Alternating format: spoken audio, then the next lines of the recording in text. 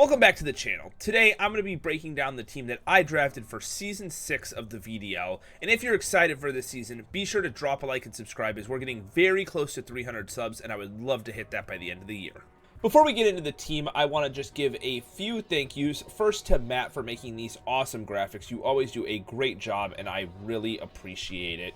Second is to BP, who helped me build this team. It was definitely looking a little rough, but during grace period, we were able to come in and make quite a few changes that ended up benefiting me quite a lot. And finally, I want to give a huge thank you to the entire VDL mod team for making this possible. Making it 6 seasons is just absolutely incredible, and we are still chugging along and hoping to continue that even further. So we are once again playing in the Jirachi division of the VDL, which is our Wi-Fi division. Now, there were only 12 coaches this time around, which is totally fine with me because that meant we would get a sooner pick on the board and just overall, not as many things would get taken. Unfortunately, though, we did end up with the 10th pick, so a lot of the top-tier Pokemon like Crocodile, Azelf, and Sandy Shocks got taken, but there were still 2 Pokemon on the board that I was kind of torn between. The first was Gallade, which is what we ended up getting, and the other one was Crawdaunt. Now, the reason that I shied away from Crawdaunt a little bit was, first off, its base speed was just really low, and I didn't want to have to run webs consistently to try to deal with that, or even run like a Trick Room team, which it's kind of ironic because I somehow ended up with both of those options anyways, but we'll get to that later. And the second reason that I didn't grab Crawdaunt was my little brother, who's down in the Shaman division, grabbed it, and I didn't want to just have us both running the same team, so I was like, alright, I'm going to change it up and I'm going to run Gallade. Now, Gallade was a Pokemon that we were considering banning going into the season because our last time doing low tier, I believe it was only drafted in the Mew division, but it went absolutely crazy. But at the end of the day, we were like, you know what, let's have it go through one more season, and if it's just way too strong in this season, we will ban it outright. So I'm hoping to maybe prove that Gallade is too good for this format, even though I was one that wanted to keep it here. Gaining the Sharpness ability was a huge buff for Gallade in Gen 9 because it now boosts its Sacred Swords, its Psycho Cuts, which it definitely needed because before that its strongest move was then Headbutt, which isn't really that reliable.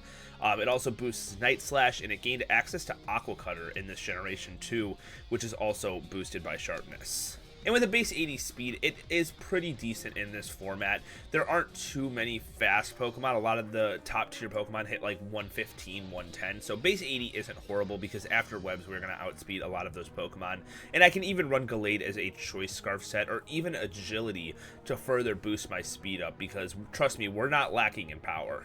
Now, after my round 1 pick, I kind of made a sharp turn in the direction of my draft. I grabbed Gallade, who is very offensive, but from here, I just went about supporting it with as much defense as possible. So for our second round pick, we grabbed Sylveon. Now, I had to grab Sylveon as early as possible because fairy types are not the most common in this format, especially good wish passers like Sylveon. It was between that and Florges, but Florges was a bit more expensive and actually didn't provide as much as Sylveon did. Sylveon gets things like Yawn, Roar, and it's just overall a bit more offensive than Florges is, and it's a 2-point difference, which is actually a really big deal in this format when it's a lot more limited in the points. But this will help keep our team incredibly healthy with the wishes that we are going to pass, because as you'll see, we have some Pokemon that would really appreciate healing, which actually works out great for this team, and I'm very excited to use Sylveon in this season, especially because the Steel types that are around are not the greatest. Speaking of Steel types, I wanted to grab one in round 3, and originally I had my eyes on Fortress. A, because it provided me hazards. B, it provided hazard clearing with Rapid Spin, which is very important, especially for my team here, because I don't have anything thus far that can do that. But the final reason that I wanted it was a slow pivot, which would be great for my team to allow me to safely get Gallade in, especially because Fortress is so bulky, and I could constantly heal it up with Sylveon. Unfortunately, though, we got sniped by Common Boy that same round he picked up Fortress, so I had to kind of pivot, and I still wanted to grab a Steel type to set hazards, so we ended up on Orthworm.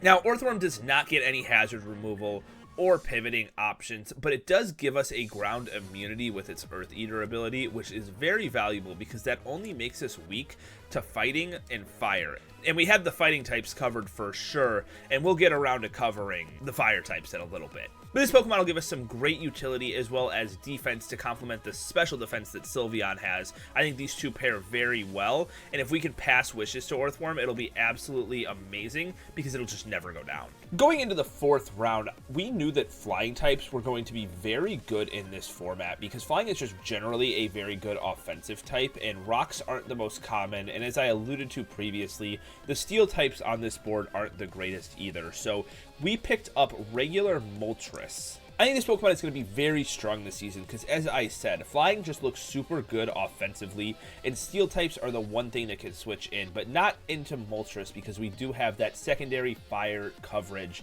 and if they have rock types that they want to go into, we have Earthworm who can pivot in very easily and doesn't have to fear the ground moves that they can maybe try to predict because of our immunity. Moltres doesn't get Defog, which is a bit unfortunate, but we do still get a lot of great tools like Will-O-Wisp, Roost, and we can even pivot with U-Turn, which is very valuable for our team. We do get some other utility like Roar and Tailwind. Not that I think I will use either of those too often, but definitely things to consider when team building. And this does hit a very nice speed tier that our team needed, just above Gallade, which I think is perfect. As you'll see, our team is relatively slow, all things considered. We did focus a bit more on defensive synergy, but I think it'll work out. And speaking of speed, up next we have our fastest Pokemon on the team in Grafaiai. Now, this only hits 110 base speed, which isn't the fastest thing out there, but with its Unburden ability, we can double our speed, making us pretty much the fastest Pokemon in the format outside of, I think, Sceptile with Unburden, which is super valuable. This also provides us with our grounded poison type so that we aren't going to lose to Toxic Spikes. And if we don't want to go with an Unburden set, Grafaiai does get Prankster with things like Parting Shot and Encore. During the draft, a lot of people were clowning on me for picking this up, but I actually think it's going to be very valuable because it just has such a wide move pool. It gets very good support moves like Encore, Knockoff, it gets Super Fang, Switcheroo, Taunt, Toxic, it can even U-turn out if we don't want to go for Parting Shots. It also has a great offensive move pool with good boosting moves in both Swords Dance and Nasty Plot. It gets Acrobatics for those Unburdened sets, Gunk Shot, Low Kick if we don't want to go for Gunk Shot, Poison Jab. It also has good special coverage like Sludge Wave. So I definitely think a lot of people are sleeping on this Pokemon, and it's probably the one I'm most excited to use this season. Going into round 6, I desperately needed some form of hazard removal, as thus far I have absolutely nothing that can do that. I can deter it with things like Taunt, but I can't outright remove it, so we picked up Donphan. Donphan provides us with not only spin, but it provides us with a secondary stealth rocker to Earthworm, so it's not always relegated to setting those up. It's also very good offensively with a 120 attack stat and very good moves like Stab, Earthquake. It gets good rock coverage, whether that be Rock Slide, Stone Edge, or even Rock Tomb to lower speed. It gets Knockoff to remove items. It gets Ice Spinner to hit those grass types, but also remove terrain from the field, and Ice Shard for priority. This is another Pokemon that greatly appreciates Wish support from Sylveon as well, as it doesn't have great reliable recovery, but it is very good defensively, and it helps take a little bit of the pressure off Earthworm in that sense as well. Donphan also has some good utility now that I'm looking at it. It gets things like Counter when paired with its Sturdy ability could be very cool, and it also gets things like Encore and Endeavor, which are very niche options, but who knows, I might actually bring them. It also gets Iron Defense plus Body Press as a way to boost up our damage output and hit things very hard. Going into the back half of the draft, we were getting very low on points, so we were going to need to start budgeting, and we also needed our Terra Captains. And we decided to pick up one that's not too unfamiliar to the Indianapolis Infernape. We haven't drafted it before, but we have lost to it before, that being Alolan Exeggutor. Now, last time we played low tier, Tog beat me down with this Pokemon, and so I could not pass up the opportunity to grab it. So I picked it up in the 7th round and gave it the Terra types Steel and Fairy, which I think both pair very well with it, because Steel makes it resistant to Fairy and Ice, And then the fairy typing makes me immune to dragon type moves that could be targeted at it. Exeggutor has such a wide move pool. Starting off with its support moves, it gets both Calm Mind and Sword Stance, and it also gets its own Trick Room, which I kind of alluded to in the beginning of this. It also gets things like Trick and Stun Spores to be able to cripple some of my opponent's Pokemon. And don't even get me started on this Pokemon's move pool. On the physical side, it gets things like Dragon Hammer and Dragon Tail, Earthquake, Iron Head, Knockoff, Low Kick. We can even go for Outrage if we wanted to, and even some good grass moves like Seed Bomb or Wood Hammer. On the special side, it of course gets Draco Meteor, it gets Leaf Storm, it even gets Flamethrower to be able to hit the steel types on that side. We get Psychic Noise to be able to stop opponents from healing up, and we can even keep ourselves healthy with Moonlight or Synthesis. I think a lot of my opponents are going to very much over prep for this Pokemon, but I can't really blame them because this thing is just such a big threat, and I know that firsthand.